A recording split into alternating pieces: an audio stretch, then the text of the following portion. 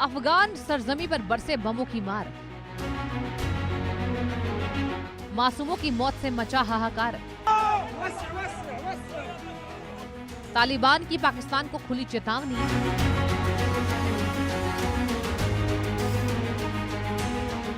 क्या अब शुरू होगी बदले की कहानी? भारत अफगान में यारी, इसलिए काबुल पर बमबारी। तो चलिए शुरू करते हैं आंकड़े हमारे फैसला आपका। रात का अंधेरा और अचानक आसमान में गूंजते धमाके। अफगानिस्तान की सरजमी एक बार फिर से बारूद और बमों की आग में झुलस उठी है। सीमा पार से बरसती मिसाइल ने हालात को इतना गर्म कर दिया कि पूरा क्षेत्र एक नए टकराव के मुहाने पर खड़ा नजर आ रहा है। तालिबान सरकार का आरोप है कि पाकिस्तान की ओर से किए गए इन हमलों में रिहायशी इलाकों को निशाना बनाया गया, जहां मासूम बच्चों, महिलाओं और बुजुर्गों की जान चली गई। दूसरी तरफ पाकिस्तान इस पूरे घटनाक्रम को अलग नजरिए से देखता है। उनका कहना है कि यह कार्रवाई आतंकियों के ठिकानों पर की गई एक सटीक स्ट्राइक थी, जिसमें कई आतंकवादी ढांचे तबाह किए गए। लेकिन सवाल अब सिर्फ आरोप और सफाई का नहीं है। सवाल यह है कि वो पाकिस्तान जो ईरान इजराइल के बीच शांति वार्ता की गुहार लगा रहा था, युद्ध रोकने की कोशिश कर रहा था, वो पाकिस्तान बिना बातचीत के मिसाइल दाग रहा है और दुनिया को शांति का फर्जी संदेश दे रहा है, जो पाकिस्तान के दोहरे चरित्र को भी उजागर करता है। लेकिन हुआ क्या? बारूद बरस रहा है, सरहद सुलग रही है, बमों की गूंज से अफगान की धरती दहल रही है और यह सब कुछ कर रहा है पाकिस्तान, क्योंकि तालिबान अब गुस्से में है। ये हमला नहीं सहेंगे और तालिबान कह रहा है कि पाकिस्तान ने जंग की आहट और सियासत का खेल खेला है, हम इसका मुंह तोड़ जवाब भी देंगे।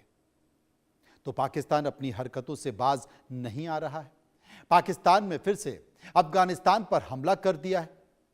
पाकिस्तान की अफगानिस्तान के कई इलाकों में एयर स्ट्राइक देखी गई है। स्ट्राइक में 13 की मौत हो चुकी है, 11 बच्चे, मासूम बच्चे इसमें शामिल हैं और एक बुजुर्ग महिला भी इसमें शामिल है। हमले के अलावा 14 महिलाएं घायल हो गई हैं। हमलों में रिहायशी इलाकों को निशाना बनाया गया। अफगानिस्तान के कुनार, खोस्त और पख्तिका प्रांत में ये हमले किए गए। पाकिस्तान पर अफगान एयर स्पेस उल्लंघन करने के आरोप लगे हैं। तालिबान प्रवक्ता जबीउल्लाह मुजाहिदीन ने कार्रवाई की निंदा की है और कहा है कि हम इसका जवाब देंगे। अब पाकिस्तान और अफगान में जो जंग शुरू हो गई है, इसको लेकर पाकिस्तान भी क्या दावा कर रहा है, मैं आपको बता देता हूं। पाकिस्तान के सूचना मंत्री अताउल्लाह तरार का बड़ा दावा सामने आया है। वो कहते हैं कि हमने आतंकियों के ठिकानों पर सटीक हमला किया है।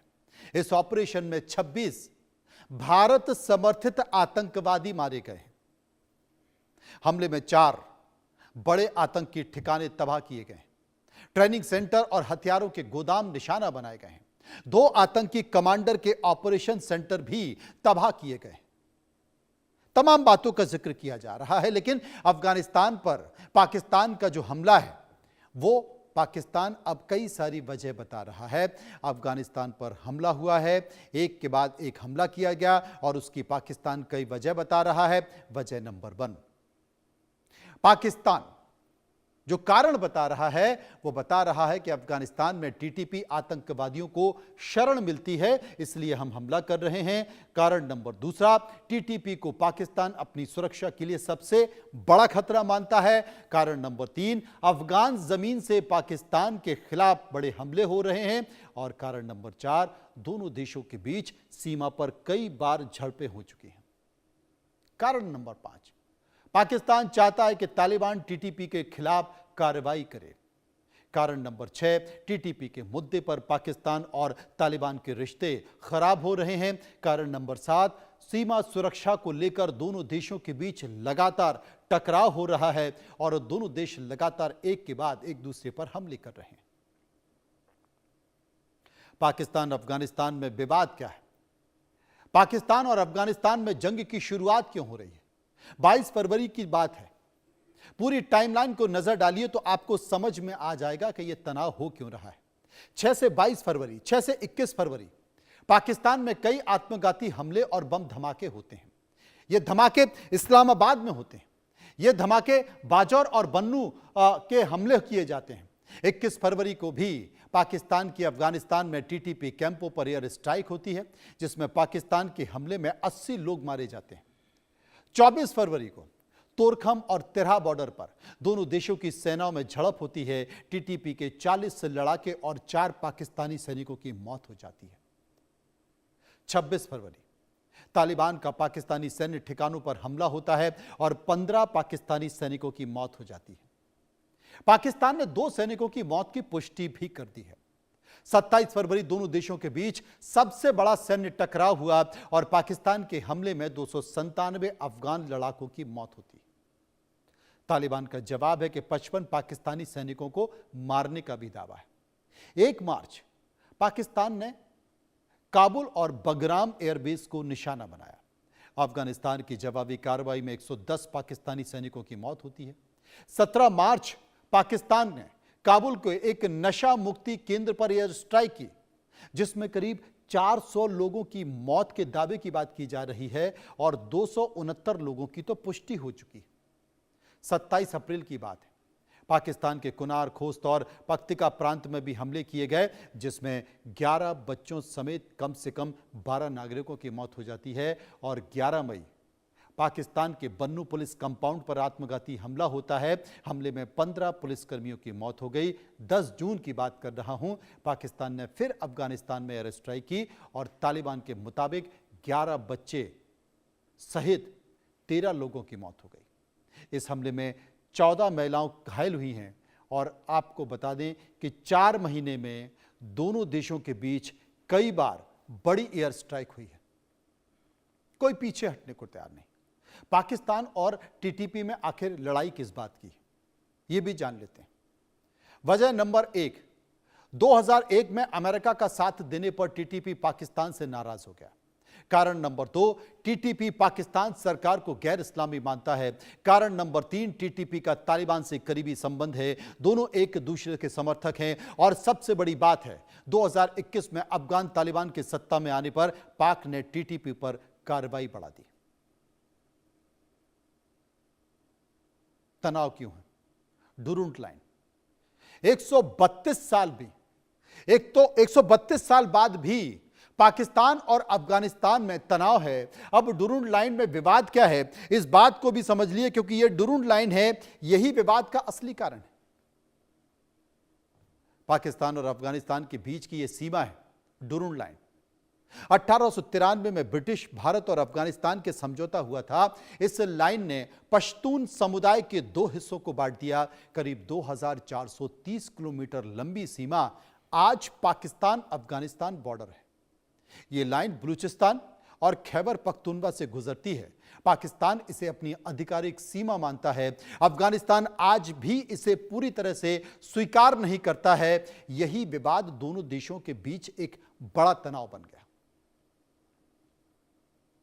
पाक की बगराम पर नजर, बगराम एयरबेस।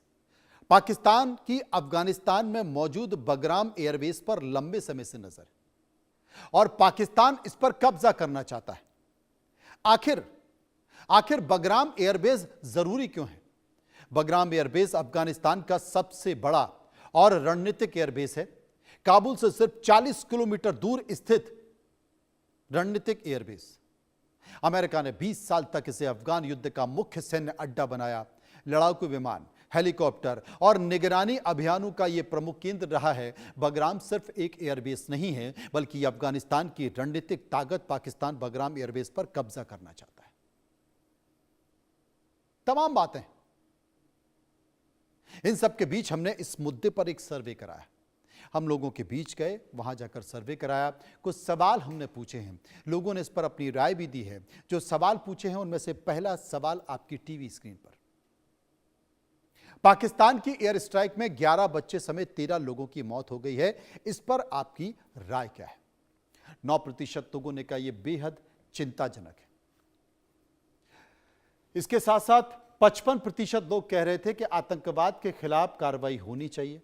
34% लोगों ने कहा पहले पूरी जांच होनी चाहिए और 2% कह रहे हैं कि हम इस पर कुछ भी कहना नहीं चाहते।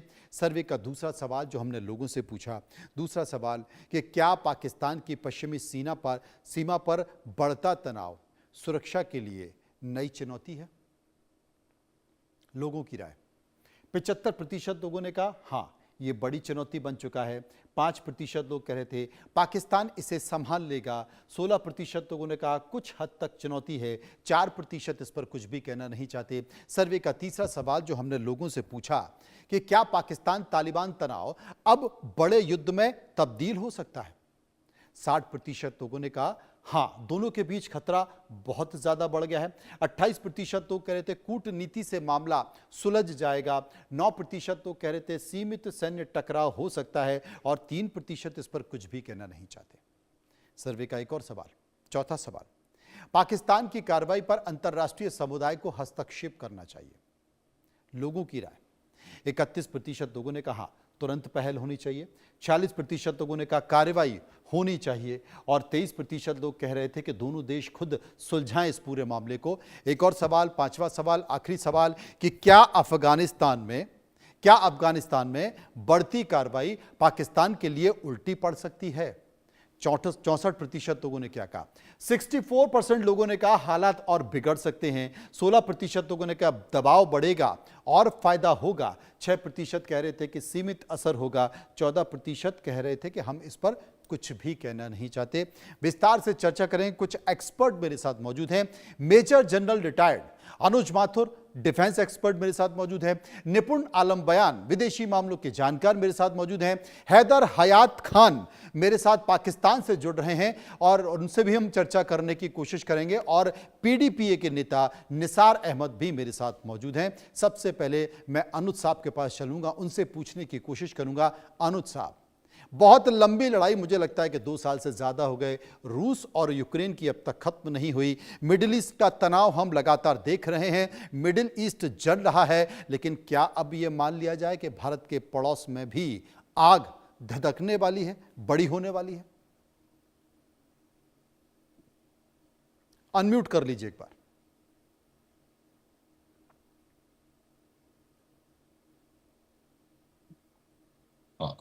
जी जय Hind Manoj, sorry for that.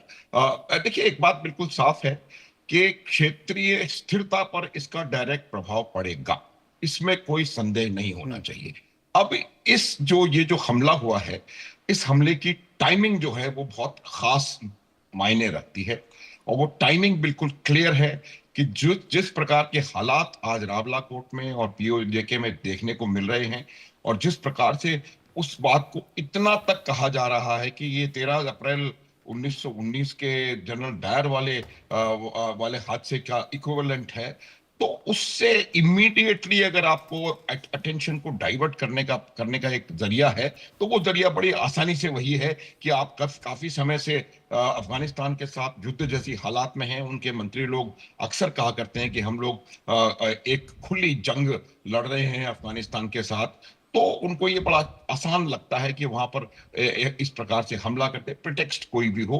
तो ये जो हमला किया गया है, ये हमला मुझे अब ये अफगानिस्तान की सरकार ने बिल्कुल क्लियर कर दिया है कि ये ब्लेटेंट स्ट्राइक है और इंटेंशनली और अनइंटेंशनली वो बात लेटर है, लेकिन इसमें बहुत सी मासूम जानें गई हैं और ये पहली बार नहीं है। वो 4 क्रिकेट प्लेयर थे, उनका भी आप देख रहे हैं। उसके बाद 22 सिविलियंस की और जानें गई हैं पाकिस्तान के एयर स्ट्राइक्स में। तो ये पूरी जग जाहिर है, ये बात सारी दुनिया समझती है और इस बात को जानती है। तो अब उन्होंने ये बिल्कुल साफ कह दिया है कि इसका बदला लिया जाएगा। जब आपकी ऐसी परिस्थिति आ जाती है, ऐसी मानसिकता बन जाती है कि इसका बदला लिया जाएगा, तो मुझे लगता है ये युद्ध काफी आगे चल सकता है। देखिए, अफगानिस्तान की टेरेन और अफगानिस्तान का जो जो जो लोग हैं, वो इस बात के लिए जाने जाते हैं कि आज तक कोई बड़े से बड़ा सूरमा अलेक्जेंडर से लेकर के आज तक कोई अफगानिस्तान को परास्त नहीं कर पाया, उसको गुलाम नहीं बना पाया।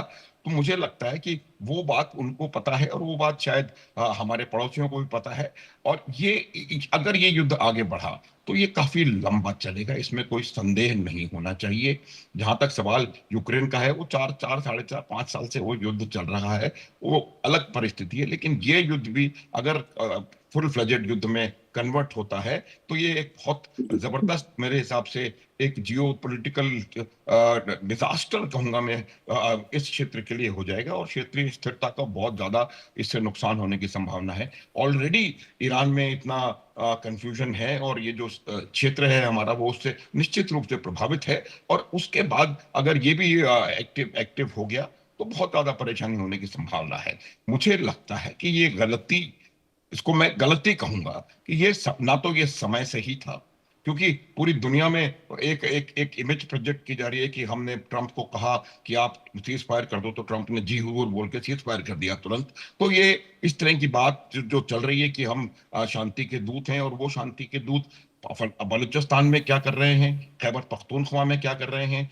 पीओजे में जनरल डायर की का रिपीट कर रहे हैं, और फिर जाके पाकिस्तान जाकर के अफगानिस्तान में हवाई हमले कर रहे हैं, और हवाई हमले भी बिल्कुल बरसक करके होकर के हवाई हमले कर रहे हैं जिसमें मासूम जाने जा रही हैं। तो मेरा ये मानना है कि वो जो इमेज बिल्ड करने का प्रयास हो रहा था, वो उसको भी बहुत बड़ा एक एक धक्का मुझे लगता है पहुंचा होगा और पहुंचेगा, और इस चीज का संज्ञान लेने की आवश्यकता है।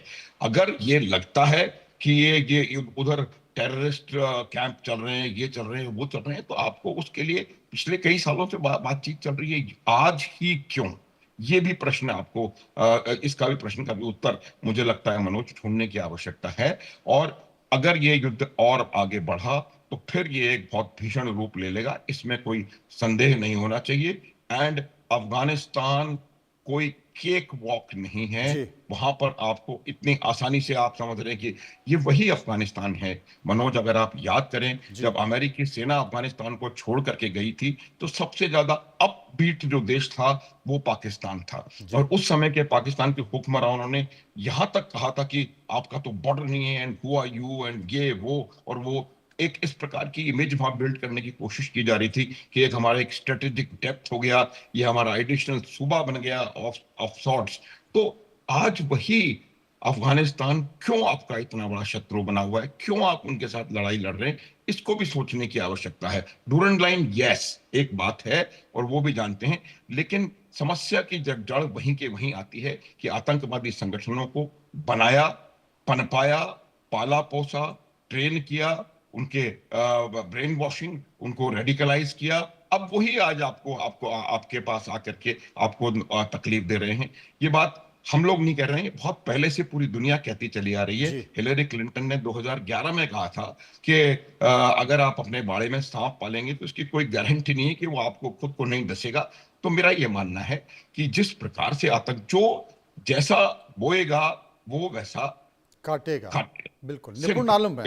निपुण आलम बयान मेरे साथ मौजूद है, मैं उन्हीं के पास चलूंगा। निपुण साहब, अभी कुछ दिनों पहले की बात है, मैं देख रहा था कि किस तरीके से ईरान, इजराइल और अमेरिका को एक प्लेटफॉर्म पर लाकर पाकिस्तान शांति वार्ता का संदेश दे रहा था। वो बार बार इस बात का संदेश दे रहा था कि देखिए साहब, युद्ध में कुछ नहीं रखा, वार्ता करते हैं, शांति वार्ता करते हैं। लेकिन वही पाकिस्तान बिना वार्ता किए अफगानिस्तान में मिसाइल ठोक देता है, एयर स्ट्राइक कर देता है, पीओके में बेगुनाह लोगों को मार देता है। यह पाकिस्तान का कौन सा चेहरा है? मनोज भाई, हालांकि अभी हमारे अनुज सर ने तो बहुत डिटेल से बता ही दिया, उनसे मैंने भी बहुत कुछ ले लिया, आपने भी लिया होगा, दर्शकों ने भी। मैं इस चीज को थोड़ा सा इसमें एड ऑन करता हूँ। देखिए, पाकिस्तान का जो रवैया है, पाकिस्तान ने हमेशा क्या किया, एक नेशन बिल्डिंग करने के लिए अपनी जनता के अंदर एक फियर क्रिएट किया।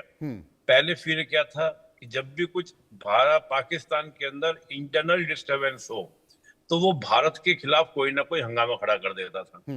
अगर नहीं कर पाता था तो कोई टेररिस्ट अटैक करवा देता था। उसके बाद भारत की ओर से रिएक्शन आता था। हाल के दिनों में जो सर्जिकल स्ट्राइक हो, बालाकोट हो, या उसके बाद हम बात करें कि अभी ऑपरेशन सिंदूर हो, तो इससे पाकिस्तान की जनता में कि हाँ, भारत हमको खत्म कर देगा, खा जाएगा, ये हो जाएगा, वो हो जाएगा। तो एक यूनाइट पाकिस्तान के साथ दिक्कत ये थी कि पाकिस्तान नेशन बना, फिर स्टेट बना, और संघर्ष करता रहा नेशन बनने के लिए। तो बाद में स्थिति क्या बनी कि भारत का फियर। लेकिन जब से भारत की पॉलिसी बहुत अग्रेसिव हुई कि अगर तुमने टेररिस्ट हमला किया तो हम उसको स्टेट स्पॉन्सर मानेंगे, लिहाजा अब कौन सा देश बचा कि आपको इंटरनल डिस्टर्बेंस को ध्यान डाइवर्ट करने के लिए अफगानिस्तान। तो अफगानिस्तान के ऊपर वो क्या करता है, अटैक करता है। मासूम है, अभी नई नई सरकार है, सिस्टम डेवलप नहीं हो पाया है अफगानिस्तान के अंदर, तो अफगानिस्तान को यूजली अपना टारगेट मानता है। पहली बात। दूसरी बात, पाकिस्तान की पॉलिसी में ही इश्यू रहा। देखिए, अभी माथुर सर भी कर रहे थे जिक्र ड्रोन लाइन का, आपने भी स्टार्टिंग में ओपनिंग कमेंट में किया। देखिए, जब क्या था कि ब्रिटिश के दो देखें जो जनरल थे, एक तो थे जॉन लॉरेंस। जॉन लॉरेंस ने कहा था कि हम अफगानिस्तान के अंदर मास्टरली इनएक्टिविटी पॉलिसी को फॉलो करेंगे, मतलब हम अफगानिस्तान के अंदर कभी भी डायरेक्ट इन्वॉल्वमेंट नहीं करेंगे, हम अफगानिस्तान को हमेशा वॉच करेंगे। उसके बाद हम देखते हैं जो दूसरे जनरल आए थे लिंटन, उन्होंने कहा नहीं, हम अफगानिस्तान के अंदर डायरेक्ट एंट्री करेंगे और वहां पर अपनी स्ट्रेटेजिक डेप्थ बनाएंगे। और बाद में उन्होंने क्या किया कि पश्तून कम्युनिटी को दो भागों में बांटकर ड्रोन लाइन खींच दी। जब आजादी हमने ली, तो हमने जब आजादी मिली, पाकिस्तान हमसे अलग हुआ, तो हमने जो लॉरेंस वाली पॉलिसी थी कि मास्टरली इनएक्टिविटी पॉलिसी, उसको हमने एडॉप्ट किया। तो वहीं पाकिस्तान ने फॉरवर्ड पॉलिसी को एडॉप्ट किया जो लिंटन की पॉलिसी थी। वही सबसे बड़ा मिस्टेक रहा कि अफगानिस्तान ने कभी भी ड्रोन लाइन को एक्सेप्ट नहीं किया और पश्तून कम्युनिटी को मानता है कि पश्तून कम्युनिटी को बांटा गया। दैट इज द मेज गोल। अब क्या होता है कि जैसे ही तालिबान सत्ता में आ जाता है अफगानिस्तान के अंदर, तो जो पाकिस्तान में एक्टिव पश्तून कम्युनिटी है, कौन सा खैबर पख्तूनख्वा में, अब देखिए उसका पहले नाम क्या था, आपको याद हो, उसका पहले नाम था नॉर्थ वेस्ट प्रोविंस का नाम हुआ करता था जी। लेकिन पश्तूनों के दबाव में नाम रखा खैबर पख्तूनख्वा। पख्तून पश्तून एक ही बात है। अब वहां पर क्या है कि जो वहां पर एक्टिव तालिबान था, उसने कहा कि जब अफगानिस्तान आजादी ले सकता है तो हम भी ले सकते हैं और हमें लेनी भी चाहिए क्योंकि ये एरिया तो हमारा है। तो एक यूनाइट की प्रॉब्लम। अब चाहे खैबर पख्तूनख्वा की प्रॉब्लम हो, बलूचिस्तान की प्रॉब्लम हो, और पीओजेके में जो चल रहा है, आप देखते हैं कि भाई वो तो हमारा इनलीगल ऑक्यूपेशन इन्होंने किया हुआ है। अब उस इनलीगल ऑक्यूपेशन में जिस प्रकार से ह्यूमन राइट्स के धज्जे उड़ा रहा है, तो वहां से इंटरनेशनल कम्युनिटी का भी ध्यान हटाने के लिए, अपनी जनता को तो ध्यान हटाना है, साथ ही इंटरनेशनल कम्युनिटी का भी कि छेड़ दो अफगानिस्तान से वोट, ताकि आज हम भी चर्चा करने लग गए। हम भूल गए कि हम पीओजे के चर्चा में करनी थी कि वहां किस प्रकार 40 से ज्यादा लोगों को मार दिया और कितने लोग घायल हैं। तो ये एक ध्यान डाइवर्ट करने का, जिसको हम लोग बोलेंगे हमेशा, पाकिस्तान इसमें बड़ा हुआ है, जिसको हम कहते हैं ना कि एक तरीके से ध्यान डाइवर्ट करना है या क्या प्रोपेगेंडा करना है। उस प्रोपेगेंडा करने में आप देखिए ऑपरेशन सिंदूर में क्या प्रोपेगेंडा था पाकिस्तान का, हमने मार दिया, हमने ये कर दिया, हमने वो कर दिया। लास्ट तक पाकिस्तान की जनता ये मानती है, अभी हमारे पाकिस्तान से बैठे हुए भाई साहब हैं, वो यही बात कहेंगे, ऑपरेशन सिंदूर में भारत को हमने हराया, क्योंकि इस प्रकार से माइंड में सेट कर दिया हारने के बाद भी। हैदर साहब क्या कहेंगे क्या नहीं कहेंगे, मुझे लगता है कि हैदर साहब के ऊपर हम छोड़ते हैं। हैदर साहब, तमाम सारी बातों को आपने अनुज साहब को भी सुना, आपने निपुण आलम बयान को भी सुना, आपका क्या मानना है इस घटना को लेकर? बिस्मिल्लाहिर्रहमानिर्रहीम। बहुत शुक्रिया मनोज जी, आपने प्रोग्राम में गुफ्तगू का मौका दिया। देखिए, दो तीन चीजें हैं जो जनरल साहब ने भी गुफ्तगू की, आपके दूसरे मेहमान ने भी गुफ्तगू की, मैं पहले उस पर कमेंट करता हूँ, उसके बाद मैं इस वाकये पर आता हूँ। देखिए, इसमें कोई शक नहीं है कि जिस वक्त दोहा में अफगान तालिबान ने दोहा पीस अकॉर्ड को साइन किया, तो पाकिस्तान ने बहुत हद तक फैसिलिटेट किया उनको, क्योंकि पाकिस्तान में अप्रोच ये थी, मैं बजाते खुद उन लोगों में शामिल हूं जो आपके इंडियन टेलीविजन पर बैठकर अफगान तालिबान को डिफेंड करते रहे हैं। आप उनको दहशतगर्द कहते थे, मैं उनकी इमेज को बेहतर करने की कोशिश करता था। तो पाकिस्तान की अप्रोच क्या थी मनोज जी? अप्रोच ये थी कि अब जब अफगान तालिबान वहां पर आएंगे, जो पीस अकॉर्ड के अंदर उन्होंने पूरी दुनिया से वादा किया है कि अफगान सरजमीन पाकिस्तान समेत किसी दूसरे मुल्क के खिलाफ इस्तेमाल नहीं होगी, इस वादे को वो पूरा करेंगे। लेकिन हम देखते हैं कि with the passage of time जो रजीम इस वक्त काबुल में बरसर इक़्तिदार है, वो उस वादे को भूल जाती है और ना सिर्फ वो उन लोगों के खिलाफ कार्रवाई नहीं करती, उल्टा उनको फैसिलिटेट करती है। पाकिस्तान ने मल्टीपल टाइम्स कोशिश की, समझाया, बताया, सबूत दिए, दोस्त ममालिक को एंगेज किया, उनको बिठाया, उनको सबूत दिए, उनके थ्रू समझाने की कोशिश की। लेकिन अफगान तालिबान इस वक्त सिर्फ एक जबान समझ रहे हैं। इस वक्त किसी को भी पाकिस्तान की खिलाफ अपनी सरजमीन इस्तेमाल करने को ऑफर कर रहे हैं। आप उनको डॉलर्स दें और वो जो है वो अपने लोग भी आपको देंगे और अपनी सरजमीन भी, और भारत इसका मुकम्मल तौर पर इस्तेमाल भी कर रहा है। दूसरा, जो उन्होंने बात की स्ट्रेटेजिक डेप्थ की और जो पाकिस्तान में सेलिब्रेशंस हुई, उसकी रीजन यही थी क्योंकि अशरफ गनी के दौरे इक़्तिदार में हम लोगों ने यह महसूस किया कि भारत मुसलसल अफगान सरजमीन को पाकिस्तान के खिलाफ इस्तेमाल कर रहा है, और अब चूंकि इनकी कमिटमेंट है अफगान तालिबान की, ये अब ऐसा नहीं करेंगे।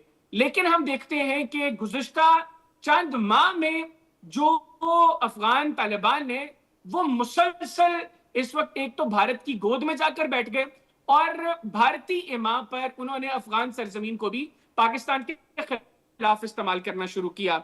दूसरा जो अभी ये रिसेंट वाकया देखें, इसके बैकग्राउंड में बहुत कुछ है। ये ऐसे नहीं है कि पाकिस्तानी शाहीन उठे हैं, हमारी एयरफोर्स ने जाकर वहां पर 4 जगहों पर जो है वो बमबारी कर दी है।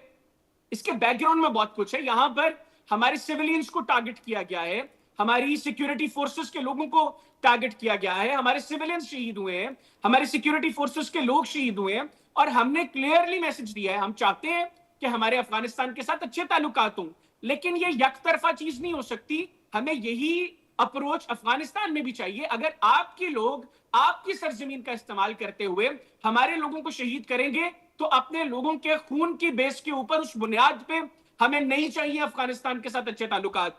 क्लियर मैसेज है पाकिस्तान की लीडरशिप का। फील्ड मार्शल सैयद आसिम मुनीर साहब की अप्रोच क्लियर है, एक का बदला 10 से लिया जाएगा। एक यहां पर हमारा जवान शहीद होगा, हम 10 दहशतगर्दों को ठिकाने लगाएंगे, और ये अफगान तालिबान का पुराना तरीका हो चुका है कि वो निसार अहमद हमारे साथ मौजूद हैं। निसार अहमद हमारे साथ मौजूद हैं। निसार साहब, साफ तौर पर यह मैसेज है कि भाई अगर अफगानिस्तान अपनी सरजमी का इस्तेमाल दहशतगर्दी के लिए करेगा, वो मैं फिर अनु साहब से पूछूंगा कि पाकिस्तान की सरजमी का इस्तेमाल किस लिए होता है, लेकिन पाकिस्तान ने तो यह कह दिया है कि अफगानिस्तान अपनी सरजमी का इस्तेमाल दहशतगर्दी के लिए करेगा, तो इस तरह के हमले होते रहेंगे। सभी मेहमानों के लिए सलाम, नमस्कार। देखिए, मैं इधर भाई को कहता हूँ कि ये सरजमीन जो दहशतगर्दी के खिलाफ इस्तेमाल हो रहा था, ये पाकिस्तान है। 50 साल से ज्यादा पाकिस्तान का सरजमीन दहशतगर्दी के इस्तेमाल में है, अभी भी इस्तेमाल में है। ये पहले जो इधर भाई बोला कि इंडिया टीवी चैनल में पहले दिन जो तालिबान आया था, क्या क्या कहता था, देखिए सब दुनिया जानते हैं, हम अफगानिस्तान लोग जानते हैं। जो लोग पाकिस्तान का नमक खाया, पाकिस्तान के पैदावार था, पाकिस्तान उसको ट्रेनिंग दिया, वो भरोसे के लायक नहीं, वो टूरिस्ट है। यही टूरिज्म जो आपने पाला, जो अभी आप उसी टूरिज्म की वजह से रो रहे हैं। आम अफगानिस्तान लोग 50 साल रो रहा था कि मत भेजो ये टूरिज्म हमारे लिए। ये सरजमीन पाकिस्तान था कि अफगानिस्तान और इंडिया और पूरा दुनिया के खिलाफ इस्तेमाल हो रहा था। एक दूसरी तरफ देखे, पाकिस्तान के पास अकेला बिजनेस जो है ये टूरिज्म है, ये सब दुनिया जानते हैं।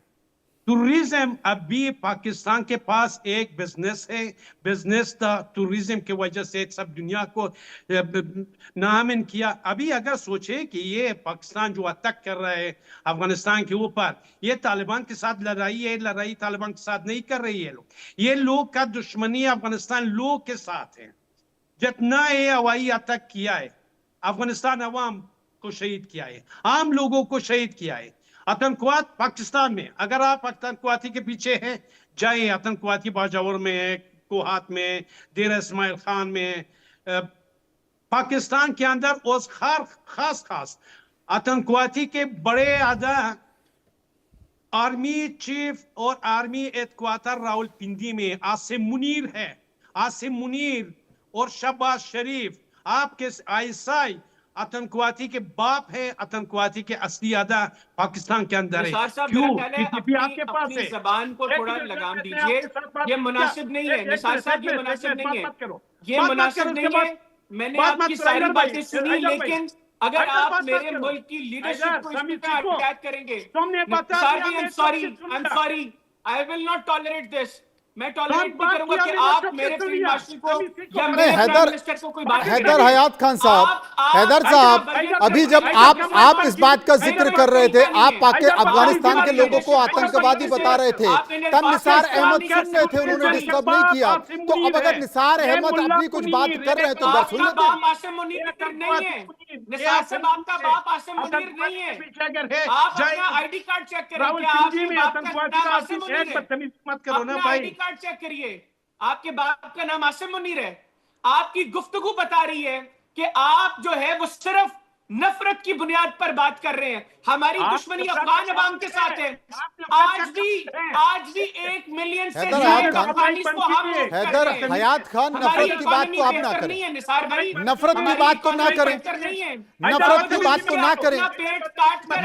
मुंबई में हमले से लेकर पहलगाम के हमले से लेकर न जाने कितने ऐसे हमले और हर रोज न जाने ऐसी कितनी घुसपैठ, न जाने ऐसी कितनी घुसपैठ पाकिस्तान श्रीनगर में और भारत में कराता रहा है। अरे बाकी सब छोड़ दीजिए, बाकी सब छोड़ दीजिए। निसार अहमद, एक मिनट, निसार अहमद, बाकी सब छोड़ दीजिए। मैं ये पूछना चाहता हूं कि दुनिया का सबसे बड़ा आतंकवादी लादेन किसकी सरजमी पर मिला? किसकी सरजमी पर मिला लादेन? पाकिस्तान के पास। शबाश। कहां पर मिला? किसने पनाह दी उसे? वो तो अमेरिका था जिसने ढूंढ लिया और उठा कर ले गया। कोई दूसरा देश होता तो पता ही नहीं चलता था। तो इस वक्त भारत का वजीर आज़म है जनाब, जिसके ऊपर पाबंदी थी। देखो, छोड़ दीजिए आप इन बातों को, आगे काय की निकलें, पाबंदी थी? बड़े हो जाए निसार साहब। आप कब तक यही रोना रोते रहेंगे बगैर किसी सबूत के, बगैर किसी बात के? निसार भाई मैं आपको मेरी फैमिली भी अफगानिस्तान से माइग्रेट करके आई है। मैं मलेशियाई ट्राइब से मेरा ताल्लुक है। गजनी से हम लोग पहले भारत आए थे, वहां से माइग्रेट करके आए हैं। हमें भी हमदर्दी है अफगानिस्तान के साथ, अफगानिस्तान के लोगों के साथ, अफगानिस्तान के लोगों के साथ हमदर्दी है, प्यार है। हम चाहते हैं से पाकिस्तान बन गया, बुनियाद पर नहीं। देखो अफगानिस्तान के खैरात से पाकिस्तान बन गया और हम उनके साथ अच्छे ताल्लुकात रखें। नहीं, अफगानिस्तान के साथ गद्दारी उस कर रहे वक्त उनसे अच्छे ताल्लुकात चाहते हैं अगर वो भी इसी अप्रोच के साथ आगे बढ़ेंगे। आप ये जो काम कर रहे हैं, आप गलत हरकत कर रहे हैं। आप भाई नफरत के अगर बीच ये बोल बोल रहे रहा हैं आज है भी। तो मैं बात नहीं कर सकता हूँ। इधर थोड़ा तमीज सीखो। एक टीवी चैनल, एक बड़े टीवी चैनल में बैठकर बात करें। पाकिस्तान के नाम निसार भाई आप भी सीखे। मैं आपको अभी भी भाई कह के बुला रहा हूँ। मैं आपको अभी भी भाई कह के सुनो। पाकिस्तानी आप सीखिए, अपने अल्फाज का चुनाव दुरुस्त। आसिम मुनीर के दलाल, बकवास बंद करो। तुम्हारे बाप का नाम आसिम मुनीर नहीं है। आसिम मुनीर के दलाल, बात सुनो। भाई कह के बुला रहा हूँ। तुम इस काबिल ही नहीं हो, तुम बात सुनो। तुम्हारे बाप का नाम आसिम मुनीर नहीं है। तुम हूँ। दहशतगर्द हो। अपने अल्फाज का चुनाव दुरुस्त करो देखो, अपनी बात करो। बिन लादेन लेकिन क्या ये क्या बात पता? हुई? तो मेरे मुल्क के फील्ड मार्शल को के लिए देखो, ये अल्फाज इस्तेमाल करोगे? मैं तुम्हें उधर छोड़ के आऊंगा जहाँ पे तुम्हें पानी का कतरा नसीब नहीं होगा। तुम क्या बात करते हो? तुम्हें पता नहीं तुम्हारा पाला पड़ा किससे है? तुम क्या बात कर रहे हो? ISIS का स्पीकर अभी पाकिस्तान से रहा हुआ कुन्नार में आया। ISIS किसके पास है? अभी क्या प्लानिंग कर रहे हैं? अभी आप लोग के पास पूरे एशिया को नामन कराने का प्लान है। ये आपके वजीर आजम शहबाज शरीफ और मुल्ला मुनीर, दलाल मुनीर पूरा अमेरिका के लिए दलाली कर रहे हैं। इजराइल के लिए दलाली कर रहे हैं। आप नहीं समझते। आपके जैसे जो कुछ घटिया किरदार हैं, उनके अलावा सारी दुनिया इस वक्त फील्ड मार्शल आसिम मुनीर की भी तारीफ कर रही है। देखो आप लोगों आपके मुल्ला मुनीर ईरान पाकिस्तान के किरदार जो किसी मखसूस एजेंडे पर काम करते हैं, जो पैसे लेकर अपने लोगों के साथ दगा करते हैं। आप किधर? आप अफगानी, आप किधर बैठे हुए हैं? हाँ, अफगानिस्तान की बात कर रहे हैं आप। मैं जहां बैठूंगा ये तुम्हारा कुछ काम नहीं। देखो अभी तुम्हारा मुल्ला मुनीर जो ईरान और इजराइल और अमेरिका की लड़ाई की दलाली लिया था ना, देखो इतना हैसियत आप लोगों के पास नहीं है कि ईरान आपको भरोसा नहीं किया। दुरुस्त करो। मैं तुम्हारे घर आके तुम्हारा वो अचर करूंगा। निसार तुम्हारे घर आके तुम्हारा वो अचर करूंगा। तुम्हारी नस्लें याद रखेंगी। अल्फाज दुरुस्त करो। भरोसा नहीं किया। मैं वो हशर करूंगा तुम्हारा। छोटा इज्जत भी नहीं दुनिया में। आप सब जानते हैं, ईरान भी जानता है, सब दुनिया जानता है। मैं तो आप टेररिस्ट हो। आपकी गुफ्तगू बता रही है, तुम्हारी गुफ्तगू बता रही है कि तुम खुद अनुज माथुर साहब मेरे साथ मौजूद है। मैं समझ गया ये जो तलखी है इस तलखी को मैं समझ गया, इस तलखी को मैं समझ गया। अनुज माथुर साहब मेरे साथ मौजूद हैं। अनुज माथुर साहब, देखिए यहाँ पर इस वक्त इस चैनल में जितने भी लोग बैठे हुए हैं, इंटेलेक्चुअल लोग बैठे हुए हैं, बुद्धिजीवी लोग बैठे हुए हैं, बुद्धिजीवी लोग चर्चा कर रहे हैं, विचारों का आदान प्रदान कर रहे हैं। लेकिन जब निसार अहमद साहब ने कहा कि साहब मुल्ला मुनीर और दल्ला मुनीर, तो हैदर हयात ने कहा कि मैं तुम्हारे घर पहुंचकर वो हश्र करूंगा जिसकी तुम कल्पना नहीं कर सकते। मुझे लगता है कि वही स्थिति इस वक्त पाकिस्तान और पाकिस्तान के साथ साथ अफगानिस्तान के सियासत में बैठे लोगों की है। आपने ठीक कहा था अनुज साहब, हालात बहुत गंभीर होने वाले हैं। आप याद रखें कि पाकिस्तानी आईएसआई टीवी चैनल ने बैठकर मुझे धमकी दिया है। ये आईएसआई लोग मुझे दिल्ली में धमकी दिया है, आप नोट कीजिए। ये आईएसआई के एजेंट है क्या? खुद ही आप निसार अहमद ये कह रहे हैं कि हैदर हयात आईएसआई के एजेंट है? नहीं हो निसार, तुम दिल्ली में बैठ के दिल्ली की जबान बोल रहे हो, तुमने खुद अपने आप को एक्सपोज कर दिया है। You have exposed yourself. You are not an Afghani. नहीं बोलता हूं, अफगानियों के दिलों में प्यार है पाकिस्तानियों के लिए। बताता हूँ मैं, आप लोगों का इज्जत बताता हूँ मैं, आप लोगों को आतंकवादी रूप दुनिया के लिए दिखाता हूँ कि पाकिस्तान आतंकवादी का था पाकिस्तान। आसिम मुनीर, मुल्ला मुनीर, ये सबसे बड़ा, ठीक है अनुज माथुर साहब, ठीक है, समझ गया। ठंड रखिए मनोज, थोड़ा सा शांति से सुनने की बात है। मैं कुछ तथ्य आपके सामने रखूंगा। परवेज मुशर्रफ ने कहा था ओसामा बिन लादेन और जवाहिरी और ये लोग पाकिस्तान के हीरो हैं। परवेज मुशर्रफ ने कहा था कि हम कश्मीर में आतंकवाद फैलाते रहे हैं, और वो उस समय कोई छोटे मोटे इंसान नहीं थे, राष्ट्रपति थे पाकिस्तान के। ये उनके रक्षा मंत्री ने कुछ दिन पहले कहा कि हम 30 साल से आतंकवाद कर रहे हैं आपके लिए, we are doing this dirty job for you. वो ब्रिटिश को या अमेरिकन को, जिसको भी कह रहा है। सारी दुनिया जानती है तालिबान कैसे बना, सारी दुनिया इस बात को जानती है कि टीटीपी, ये पता है कि लश्कर कहां पर है, जैश कहां पर है, हिजबुल मुजाहिदीन कहां पर है। ये जो आतंकवादी डिक्लेयर हैं यूएन के, वो आज भी कहां पर हैं और आज भी किस प्रकार के वहां पर अपनी गतिविधियां पूरी चला रहे हैं। देखिए, बात हम जब आतंकवाद की कर रहे हैं, जब बात हम टेररिस्ट माइंडसेट की कर रहे हैं, ये जो पाकिस्तान बना है, पाकिस्तान बना ही उस गलत बुनियाद पर है। और उसके बाद पाकिस्तान ने पहले दिन से पाकिस्तान में हर एक जनरेशन को आते हुए को सिर्फ एक चीज सिखाई है। पाकिस्तान की हर एक पॉलिसी, हर चीज सिर्फ एंटी इंडिया रेटोरिक और एंटी इंडिया सेंटिमेंट के ऊपर आधारित है। इसमें कोई संदेह मत रखना। अगर यहां पर कोई कुछ भी जरा सी भी बात होती है तो सीधा कुछ देर पहले तो ये हम इस बात को और इस चीज को समझने की कोशिश करते हैं। देखिए, जो आतंकवादी, मैं जो पहले कह रहा था कि जो आप बोएंगे वही काटेंगे, वही वजह है कि आपने किसी को भी कुछ भी करने के लिए कोई भी वजह रही हो, उस वजह से आतंकवाद का और आतंकवादी गतिविधियों का सहारा लेकर के दूसरे देश में गड़बड़ी फैलाने की कोशिश करी। इसमें कोई संदेह नहीं है। अब वही का वही आपके साथ हो रहा है तो आपको तकलीफ हो रही है। आज भी जैश का मुख्यालय पाकिस्तान में है, आज भी लश्कर का मुख्यालय पाकिस्तान में है, आज भी लश्कर का एक कसूरी आकर के टेलीविजन पे आकर के इनके उसी व्यक्ति को, जिसका नाम वो ले रहे हैं इतने अदब के साथ, उसको आके कहता है कि हम तुमको कत्ल कर देंगे, अगर तुमने इजराइल के साथ बात भी कर ली तो आपके प्रधानमंत्री को हम कत्ल कर देंगे। तो वो जो आतंकवादी सोच है, वो विचारधारा है, वो डीएनए है। DNA Manoj, there is no doubt, आतंकवाद डीएनए में है, इसमें कोई संदेह की गुंजाइश नहीं है। और हर चीज एंटी इंडिया रेटोरिक के ऊपर आधारित है पाकिस्तान की। और जितना एक मिनट और प्लीज, जितना श्रिल एंटी इंडिया रेटोरिक होगा उतना ही वो पाकिस्तान में सफल रहेगा, इसमें कोई शक नहीं होना चाहिए, हर चीज। और दूसरी बात मैं आपको बताता हूं, देखिए क्या होता है कि जब आप एक से एक जिस एक गलत को सही साबित करने के लिए दूसरा गलत करते हैं, तब समस्या होती है। कभी समय दीजिएगा तो मैं इसको एक्सप्लेन करके आपको ढंग से बताऊंगा कि किस प्रकार से ये जो मैं बात कह रहा हूं वो है आतंकवाद को पालना, पोसना, बढ़ावा देना और उसको तैयार करना। ये पाकिस्तान में पिछले 8 दशकों से हो रहा है। हैदर अयाज साहब जवाब दे दीजिए।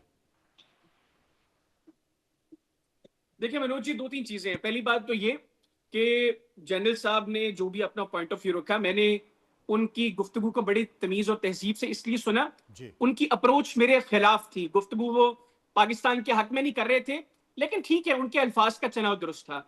जहां तक बात निसार साहब की, अगर वो अल्फाज का चुनाव दुरुस्त रख के अपनी गुफ्तगू करते, मैं कभी उनको मत टोकता। निसार साहब को छोड़ दीजिए, दूसरा जो अभी जनरल साहब ने कहा है उसका जवाब दे दीजिए। मैं आपको उन्हीं का जवाब देता हूं। देखिए, पहली बात तो ये जो एंटी इंडिया रेटरिक की जनरल साहब ने बात की ना, जनरल साहब आई एम सॉरी, ये रेटरिक पाकिस्तान में नहीं भारत में चलता है, एंटी पाकिस्तान रेटरिक। और हम गुज़िश्ता 12-14 साल से तो देख रहे हैं।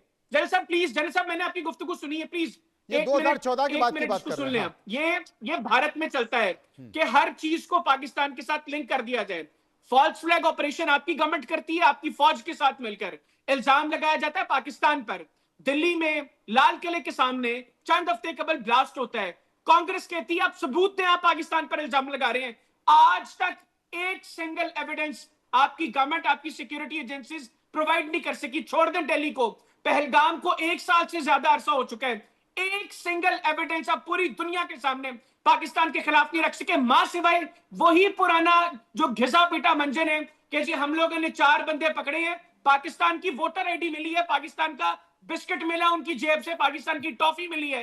यार ये 1990s की जो अप्रोच थी ना आपकी, आज तक वही घिसा पीटा मंजर चल रहा है। फिर आपके जलंधर में बीएसएफ के दफ्तर के सामने ब्लास्ट होता है, आपका मीडिया, आपकी गवर्नमेंट कहती है इसमें पाकिस्तान इन्वॉल्व है। आपके पंजाब का चीफ मिनिस्टर भगवंत मान कहते हैं कि ये ब्लास्ट बीजेपी ने करवाया, मोदी ने करवाया, क्योंकि अगले साल पंजाब में इलेक्शंस हैं। ये अभी से एंटी पाकिस्तान सेंटिमेंट यहां पर क्रिएट करना चाहते हैं और यही कुछ वो उत्तर प्रदेश में कर रहे हैं। तो ये चीज पाकिस्तान में नहीं चलती, ये एंटी पाकिस्तान रेटरिक इंडिया में चलता है। पाकिस्तान में इंडिया से नफरत की बुनियाद पर वो 2 लाइन का जवाब अनुज माथुर दे रहे हैं। हाँ, देखिए ये बिल्कुल सरासर गलत है। हर चीज का पूरे प्रमाण दिए गए हैं, उन प्रमाणों को आप छोड़ दीजिए। ये जिस प्रकार का जैसे जो भी ऐसा होता है, आप बंगाल देख लीजिए क्या हुआ था, बलूचिस्तान देख लीजिए आप क्या हुआ था।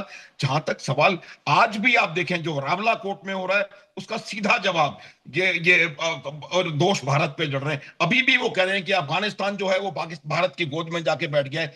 हर चीज मनोज, हर चीज का एक ही जवाब है पाकिस्तान के हर रेटरिक में, और वो है एंटी इंडिया। इसमें कोई संदेह नहीं होना चाहिए। और ये अभी कहा इन्होंने, इनको अभी कहा है उन्होंने उनको कि निसार साहब को कि आप जो है भारत की गोदी में जाके बैठ गए। सिर्फ एक चीज क्लैरिफाई करना चाहता हूं। अभी जो उन्होंने हमला किया है, उन्होंने कहा भारत समर्थित आतंकवादी वहां पर थे, इसलिए हमने हमला कर दिया। हाँ, देखिए मैं आपको एक बात बताता हूं मनोज, ये जो भारत की बात करते हैं, आज से इनके 2 जनरेशन पहले वाले लोगों के पास भारत का ही पासपोर्ट था।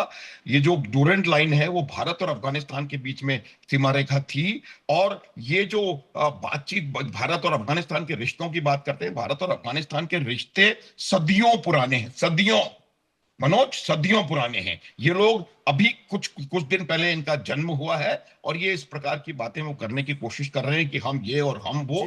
सब सारी दुनिया हम भी इधर ही बैठे हुए थे, हम 247 के बाद नहीं इस खित्ते में आए। हम जिस वक्त ये मुत्तहिदा हिंदुस्तान था, हम इधर ही बैठे हुए थे तब भी। तो छोड़ते हैं इन चीजों को, आप भी अब इस अप्रोच से बाहर आ जाएं। 47 से अब हम 2026 में मनोज गलत इतिहास को गलत पढ़ाने की बात नहीं है। आप लोग आज तक यही मसला है भारत का कि आप 47 से आगे नहीं बढ़ सके पाकिस्तान को लेकर, आप उधर स्टक हो गए हैं। जब तक आप यहां से बाहर नहीं निकलेंगे कुछ नहीं हो सकता। मनोज एक लाइन मैं आपको बता रहा हूं कौन कहां निकला, ये सारी दुनिया जानती है। ये पाकिस्तान की जो अर्थव्यवस्था भारत से आगे थी सन 60 में, आज भारत से 100 गुना पीछे है। भारत के सीईओ आधी से ज्यादा वर्ल्ड इंटरनेशनल के सीईओ हैं, इनके सीईओ सिर्फ टेररिस्ट ऑर्गेनाइजेशंस में है।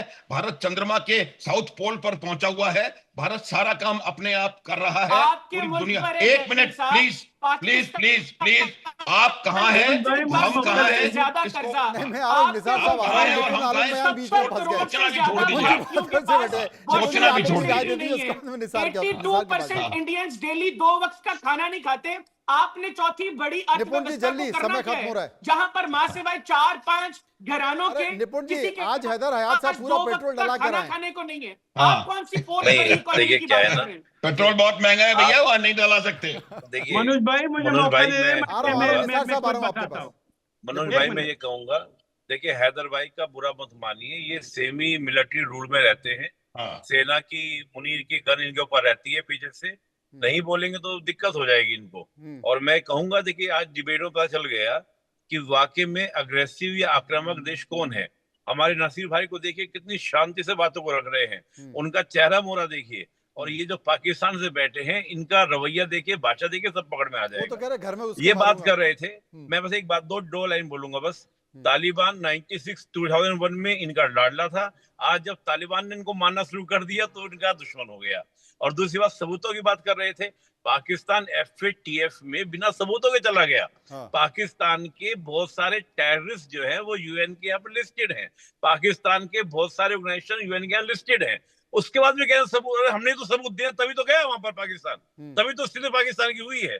तो ये बातें कहना बंद कर दीजिए, पूरी दुनिया जानती है, आप भी जानते हैं। बस इतना मैं कहूंगा कि भारत 47 से पहले भी था, भारत है और तो भारत सर रहेगा। आपके प्राइम पाकिस्तान मिनिस्टर के ऊपर तो निसार अहमद, अमेरिका में निसार दाखिले पर अहमद, पाबंदी थी, दुनिया हैदर बुच्चर ऑफ हैदर मैं गुजरात आपके कहती पास थी आ रहा हूँ। उसको। निसार अहमद बहुत देर से शांत बैठे। निसार अहमद आपके प्रति। जी मनोज भाई, देखिए मैं सब मेहमानों के लिए कुछ बातें बताता हूँ। मैं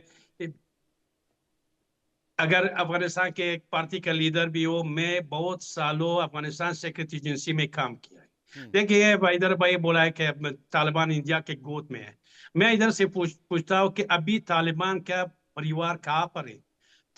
तालिबान का जो बीमार लोग आता है क्वेटा और कराची में इलाज होता है। तालिबान का मुल्ला याकूब है, अगर बहुत लीडर तालिबान, अभी उसका घर, उसका बिजनेस सब अभी भी पाकिस्तान में। अगर नहीं मानते चलो खोजासफ से पूछो, खोजासफ के पास सब जानकारी है कि कितना सरमाया, कितना परापति तालिबान लीडर पाकिस्तान में। दूसरी बात, जितना हथियार अमेरिका फौज छोड़कर अफगानिस्तान में छोड़ दिया, वो सब ये 4-5 साल में स्मगलिंग हो गया, सब पाकिस्तान गया। किसके वास्ते? ये तालिबान लीडर लोग, ISI और तालिबान, ये तालिबान अभी भी पाकिस्तान की गोद में है।